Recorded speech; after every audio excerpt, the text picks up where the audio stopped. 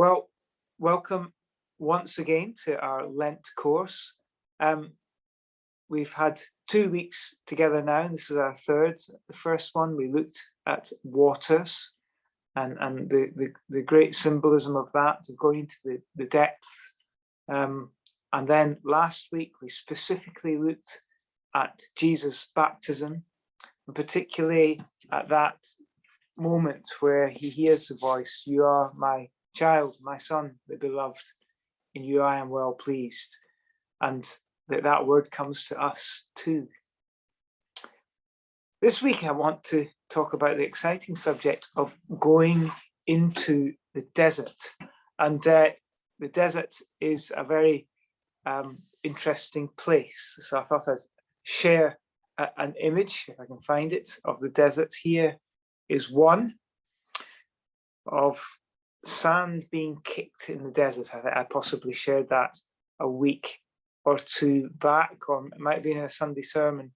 And here's another image, which is quite a stark one. And we'll come back to that image in a few minutes. But have you ever noticed occasionally that after receiving some great affirmation or encouragement, hot on its heels, something else happens to undermine you? Maybe a conflict erupts, a joy, and joy is forgotten. Whatever it was that had lifted you, suddenly you find yourself in turmoil. Perhaps you can all think of times like that. Perhaps a letter or an email comes through that floors you.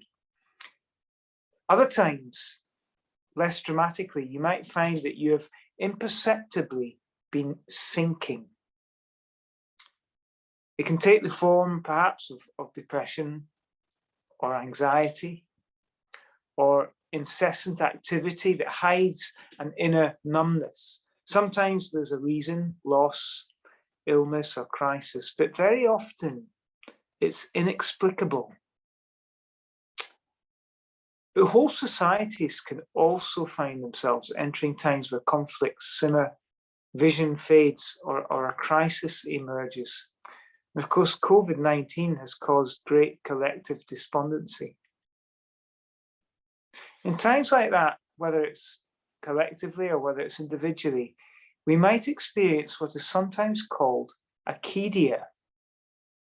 And Simon Howard, who's a former chaplain at Lee Abbey, explains it like this. He says, acedia is a Greek word coined by the desert fathers and mothers whose sayings and practices became the seedbed of monasticism and contemplative spirituality. Acedia is described by Rowan Williams in his book Where God Happens in this way: not just simple boredom, it has to do with frustration, helplessness, a lack of motivation, the displacement of stresses and difficulties from the inner to the outer world. I wonder if you can relate to that. It's not a coincidence that this word acedia emerged from people who lived in the desert. The desert is a place where props are stripped away, where even the essentials of life are scarce. The baking heat of the sun can kill you. You're confused. You're prone to mirages and illusions. And you don't know what's real and what's not. You're thoroughly disorientated. Perhaps we've all been there. Perhaps you're there today.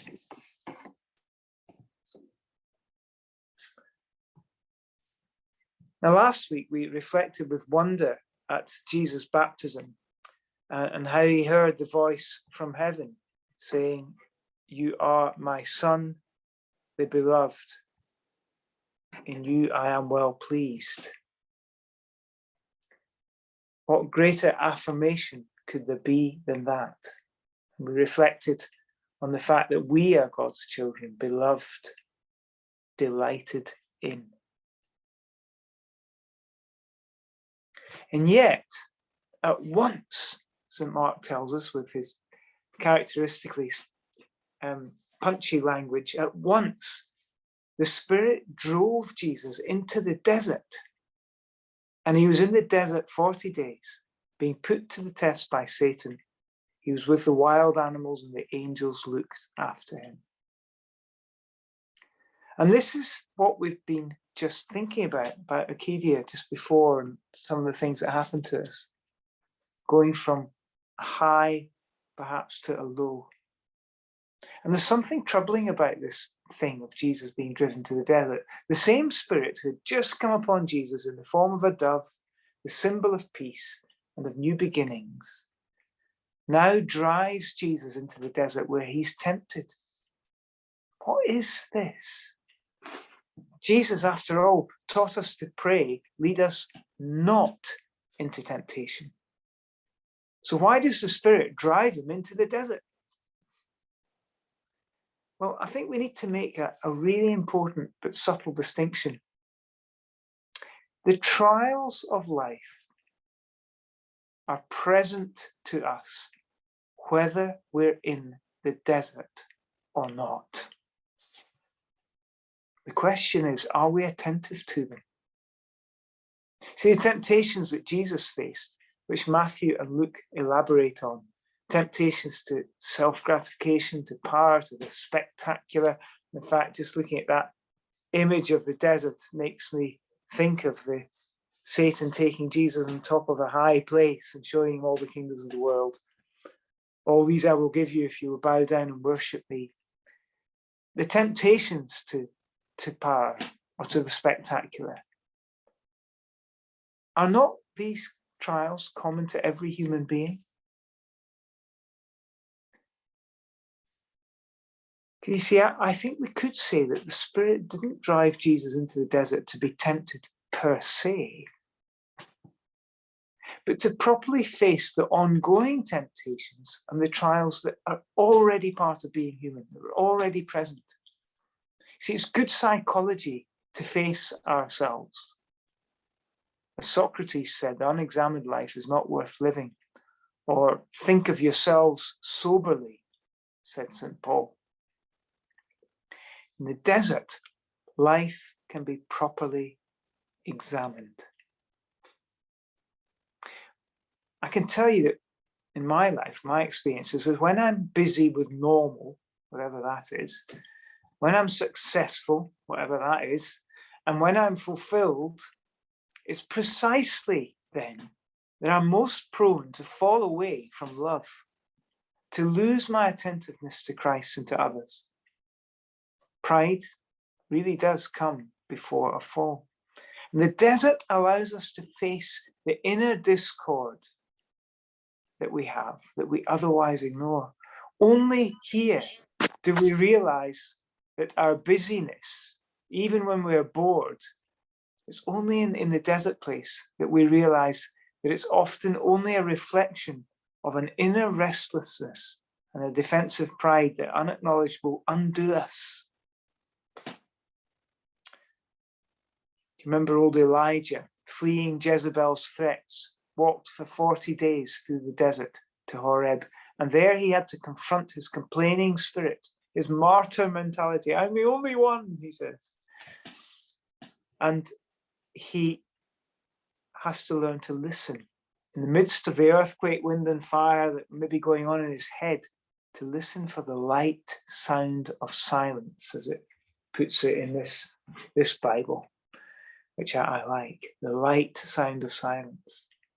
Further back, the children of Israel, having been liberated from Egypt through the waters of the Red Sea, wandered for 40 years in the Sinai wilderness. You notice 40. It was one thing for them to escape slavery, but could they escape their continual grumbling and dissension? St. Paul says that our ancestors were all baptized into Moses in the cloud and in the sea. See, there's that baptism thing again. They were all baptized into the sea by way of example. So anyone who thinks to be standing firm should take care not to fall. The trials that have come to you are only human, but God is trustworthy. He will not allow you to be tempted or tested beyond your capacity, but with the trial will provide the outcome so that you can bear it. God will provide the way out, we're promised. But finding God's way out isn't always easy. Accusation lies at the heart of most temptation.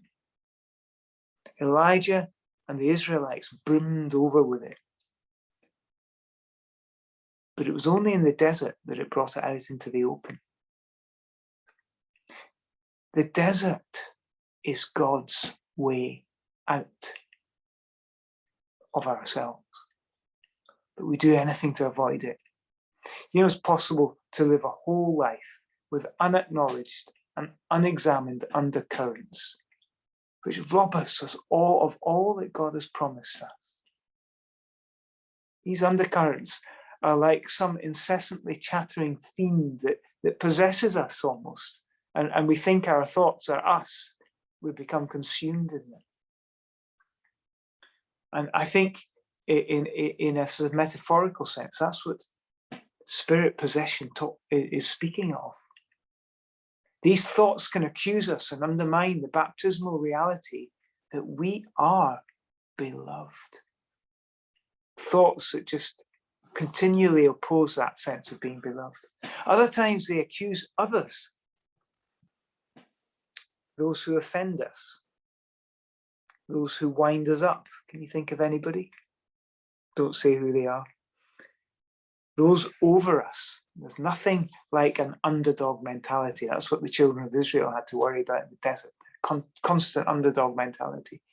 Or those under us. That's superiority syndrome. I think we've all been in those places at one time or another. Sometimes there's continued distress about those who hurt us long ago. And that's not to be minimized. It can take much tender wisdom for us to attend to those kind of gaping sores. But so often the unacknowledged commentary and that subliminal running in our minds about the past keeps the wounds open and toxic. But it's not just personal. Whole societies, like the Hebrews of old, can get carried along with dangerous, clamorous, national narratives which lead to division, suspicion, blame, and great injustice. And you know, in our national life, accusation runs rampant at the moment. It crowds us being able to deal with crucial issues of social justice, public health, poisons dialogue, keeps us from the blessing that could be ours as a collective people. So this stuff really matters. The power of these things, though, whether it's personal or whether it's political, lies in their being denied or obscured. And it's very hard to see it in ourselves. How do we even begin? The good news is that it begins not with us, but with God. Let's go back to where we started. The Spirit compelled Jesus into the desert. The Spirit compels us to go to the desert, and the desert is God's way out for us. We can resist, or we can run with the divine wind, listening to that inner tug that is in there beneath all the clamor and commentary and distress in our minds, the tug to leave the normal, to go to the lonely, empty place, and to do the work of silence, to be attentive.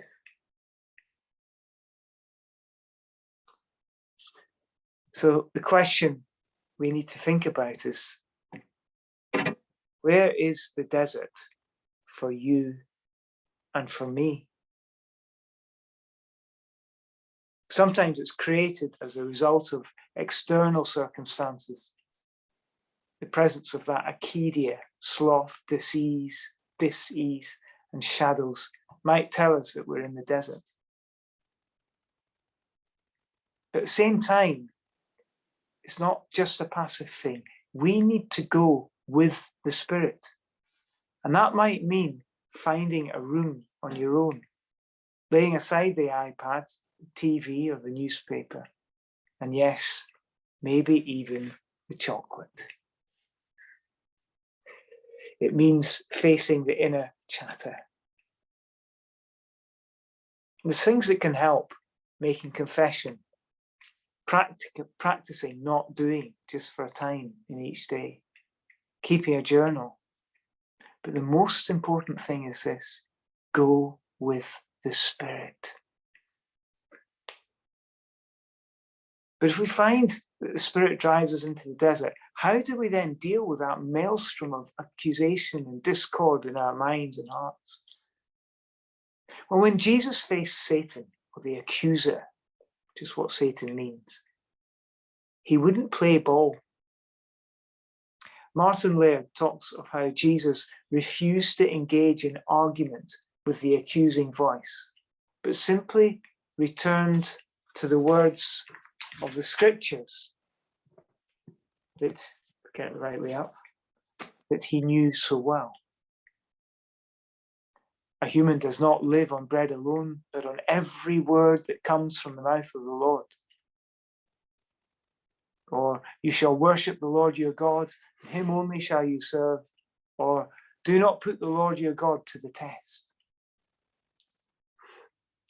It's reasonable, I think, to suppose that in this grueling 6-week period, Jesus returned again and again to these words of life, that they became a mantra, a task given to the mind to keep it from the distractions and the accusatory voices, and to return it again and again to silence, to stillness. And so too can we. Jesus said, a human does not live on bread alone, but every word that comes from the mouth of the Lord. Jesus had received a very specific word from the mouth of the Lord just before he went to the desert, one that we meditated on last week, one that is ours too. What was it? Let me just find it and I'll put it up again. Can't find it, but never mind. You are my child, beloved, delighted in. It's the word that came to Jesus, and that's the word that he lived by. This word is so important that it will be opposed. Satan, however you understand Satan, does not wish you or me to remember that we are God's beloved children in Christ. But as we heard last week, we are. So if you're in the desert, entrust yourself to this word and to the one who speaks it to you. Tender as a mother, persistent as a father, intimate as a lover. This word in the desert is your promised way out. By this word, you will live.